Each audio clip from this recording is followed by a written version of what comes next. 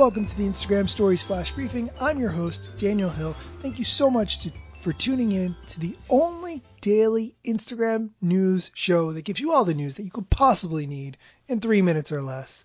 Today I want to focus on a post that came from entrepreneur.com.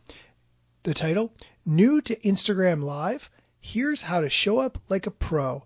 This article actually has some really good tips and things to think about. I'm going to point out some things that I think may or may not be as critical as the article stresses, but let's get right into it.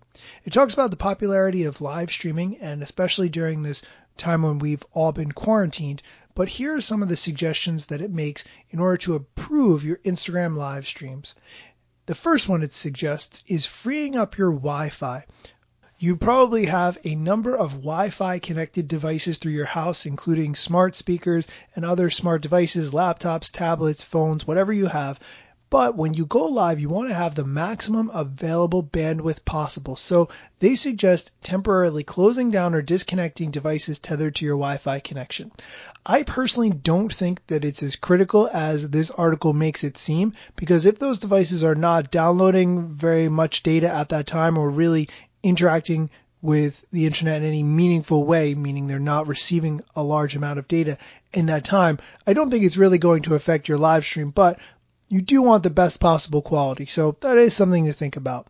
They actually make a suggestion which I had never seen before, but I like.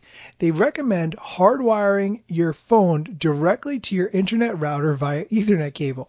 Obviously, that's not possible natively, but there are Lightning to Ethernet adapters, micro USB to Ethernet adapters, and even USB-C to Ethernet adapters. I sort of did know those things existed, but I never thought about using them for live streams. And I do think that there can be Wi-Fi interference because of the close proximity that you may live to your neighbors and they using similar Wi-Fi channels. So I think that's a really important point and something to keep in mind. The next thing they talk about is using the split screen live feature. I talk about this all the time because this is one of my favorite things to do on Instagram. When you go live with someone else, it alerts your followers and their followers. And undoubtedly, when your followers join, they will recognize the value that each of you brings. And so they will be very interested in following you if they don't already, or following the person that you're going live with if they don't follow them already. Here's how they suggest to do it. Coordinate beforehand with your guest or live stream co-host.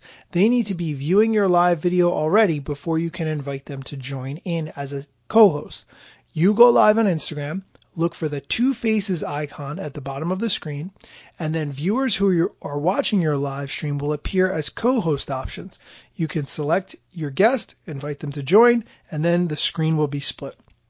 Alternatively, when someone joins your live stream, a little box pops up that says request to go live with Daniel Hill, and then they can push that button and you can get requests of people who want to go live with you.